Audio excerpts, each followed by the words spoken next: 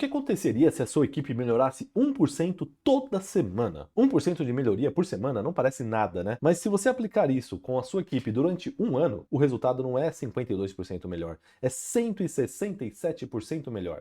Isso se chama efeito composto. E tem um nome em japonês para isso, se chama Kaizen. Nos próximos 8 minutos você vai descobrir como instalar esse sistema de Kaizen na sua equipe, mesmo que ela seja resistente a mudanças. Esse é o quarto vídeo da série O Básico do Básico da Gestão. Se você perdeu os anteriores, sem problema. Esse aqui funciona sozinho, mas se você quiser assistir completo, os links estão na descrição. 1% de melhoria semanal é igual a 167% de melhoria ao ano. Parece exagero, né? Mas não é. É matemática. São juros compostos trabalhando a seu favor. O Kaizen nasceu na Toyota no Japão pós-guerra, e eu aprendi isso lá dentro porque eu trabalhei na Toyota. E depois eu levei para outras empresas, e nos últimos anos o que eu tenho percebido é que as melhores equipes não são as que têm os maiores talentos, são as que têm os melhores sistemas de melhoria contínua. Elas não só fazem o trabalho, elas constroem uma máquina que melhora o próprio trabalho todos os dias. Mas antes de entender como isso funciona, vamos entender por que a maioria das equipes não melhora. As equipes não melhoram por um motivo central. Elas não têm um sistema para aprender com os próprios erros. Ficam no modo sobrevivência, culpam pessoas ao invés de processos, e quando um problema acontece, nunca param para perguntar: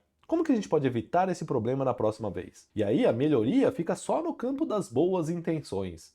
Precisamos melhorar a comunicação. Todo mundo concorda na reunião, né? Mas na segunda-feira nada muda. E para quebrar esse ciclo, você não precisa de um projeto de consultoria de 6 meses. Você precisa instalar um processo na sua equipe. Um processo baseado em 4 fundamentos que forçam o aprendizado. O fundamento 1 é tornar o trabalho visível. Você não melhora aquilo que você não vê. E o que não é visto não é medido. O que não é medido não é melhorado. No vídeo 2 dessa série, nós falamos mais sobre gestão visual, especialmente o Kanban. O Kanban não é só um quadro de tarefas. Pensa nele como o painel de diagnóstico da sua equipe. Ele gera os dados, as evidências que você vai usar para melhoria, e a sua primeira missão é garantir que todo o trabalho da equipe esteja visível, sem exceções, sem tarefas escondidas, sem promessas de corredor, sem projeto secreto. Tudo tem que estar no quadro, porque só quando o trabalho se torna visível, você para de gerenciar com base em achismos e começa a gerenciar com base em evidência. O segundo fundamento é criar um ritmo de inspeção. Você não pode depender da boa vontade ou um momento de inspiração da equipe para melhorar. Você precisa de disciplina, você precisa de um ritmo de inspeção focado em melhoria. Pense numa equipe de Fórmula 1. Eles não ficam esperando o pneu furar para parar o carro para trocar. Eles têm paradas programadas, os pit stops. Eles inspecionam o carro, trocam pneu, trocam o que precisa, ajusta a estratégia, volta para a pista e o carro volta melhor. Essa é uma rotina de inspeção. E você tem que ter o seu pit stop estratégico para ganhar produtividade na sua equipe. Para você colocar esse ritmo, tem 2 rotinas fundamentais, como vimos no vídeo 3 dessa série. A primeira é a rotina de revisão do trabalho, onde o objetivo é inspecionar o resultado do trabalho. A pergunta-chave dela é: o que nós construímos está realmente entregando valor? Estamos construindo a coisa certa? Nessa reunião, a equipe apresenta o que foi concluído e o seu papel como líder aqui é ser a ponte com o mundo real, trazer o cliente, outras áreas do negócio envolvidas. É o momento de receber feedback honesto sobre o trabalho. Já a segunda reunião, a de retrospectiva,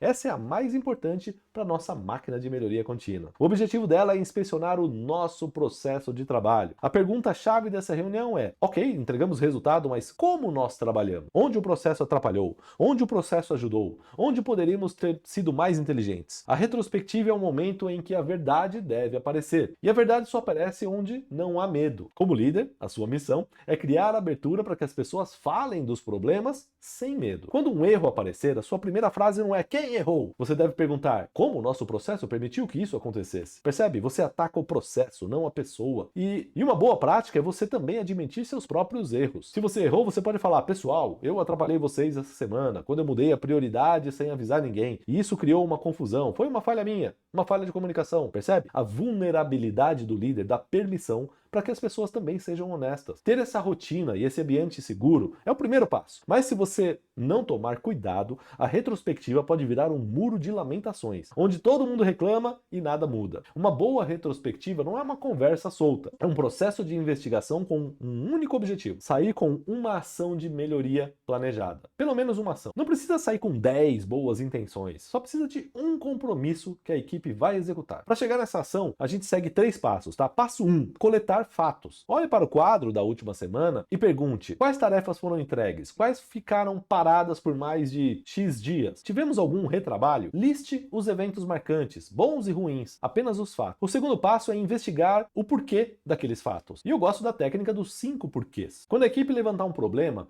não aceite a primeira resposta. Você vai fazer essa pergunta, por quê, 5 vezes seguidas, como uma criança curiosa. Cada resposta leva a uma camada mais profunda do problema. Eu vou dar um exemplo. Imagina que o problema que foi levantado na reunião foi que o relatório para o cliente atrasou. Aí você vai começar com as perguntas do porquê. Por que o relatório atrasou? Ah, porque os dados que eu precisava chegaram na última hora. Essa é uma desculpa superficial, né? Aí você pergunta de novo. Mas por que os dados chegaram na última hora? Ah, porque a equipe de finanças só gera esses dados no final do dia. Olha, a gente já está começando a chegar em processo, né? Mas você vai perguntar de novo. E por que os dados só chegam no final do dia? Porque o sistema deles é antigo e o processo é manual. Aí você pergunta pela 4ª vez. Tá, e por que o processo deles ainda é manual? Ah, porque o projeto de automação do processo deles nunca é priorizado. Percebe que a gente está chegando perto de uma causa raiz? Mas você vai perguntar de novo. E por que o projeto deles nunca é priorizado? Ah, porque a diretoria não tem visibilidade do quanto esse atraso manual impacta na entrega para o cliente final. Pronto, encontramos a causa raiz. A causa não era preguiça, era uma falha de comunicação e priorização estratégica. Você nunca chegaria nessa conclusão sem a disciplina de perguntar por quê e ir a fundo.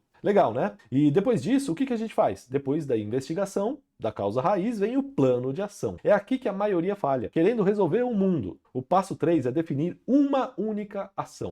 Eu gosto dessa regra do 1. Escolha uma única melhoria. Só uma. Por quê? Porque foco garante execução. É mais provável que a equipe realmente faça uma única coisa do que tente fazer 5. E também a medição fica mais fácil. Se você muda uma única variável, é mais fácil você medir se ela teve impacto ou não. Agora, se você muda 5 coisas, como é que você sabe qual que funcionou? E o último fundamento para aplicar melhoria contínua é padronizar o aprendizado. Quando a melhoria funciona, você precisa consolidar. A padronização garante que o conhecimento adquirido não se perca quando alguém sai de férias ou quando alguém realmente sai. E também ajuda quando um novo membro chega, né? Um exemplo prático é, imagina o seguinte problema na retrospectiva. Nossas propostas comerciais estão saindo com erro de digitação. O plano de ação é, vamos criar um checklist para a área, revisar antes do envio. Aí vem o resultado após 2 semanas. Você vai lá e mede e percebe que os erros de digitação caíram 90%. Show de bola, né?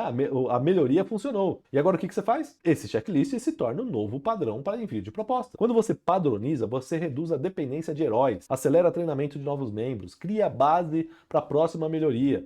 E assim você melhora 1% a cada vez. Agora, com todas essas peças, o quebra-cabeça está completo. Recapitulando a nossa série, no vídeo 1 a gente viu como organizar a casa com OKRs e backlogs. No vídeo 2 a gente viu como enxergar tudo com gestão visual, Kanban e fluxo de trabalho. No vídeo 3, a gente deu à equipe um ritmo ágil de execução, você entendeu a importância da cadência constante para executar. E no vídeo 4, esse daqui, a gente viu a importância de aplicar melhoria contínua e vimos algumas técnicas para fazer isso. Eu sei que você pode estar pensando, nossa, isso parece muito trabalho, mas a verdade é que o caos de não fazer tudo isso consome muito mais energia sua e da sua equipe. E eu sei que cada equipe tem suas próprias realidades, seus próprios obstáculos. Se você sentir que precisa de ajuda para adaptar e implementar isso no seu time, saiba que você não precisa fazer isso sozinho, tá? Seja através de um treinamento ou de uma consultoria, eu e o meu time da MindMaster estamos aqui para te ajudar. Para saber mais, acesse o nosso site www.mindmaster.com.br ou clica no link que eu deixei na descrição desse vídeo. Eu espero que você tenha gostado dessa série, um abraço e seja ágil!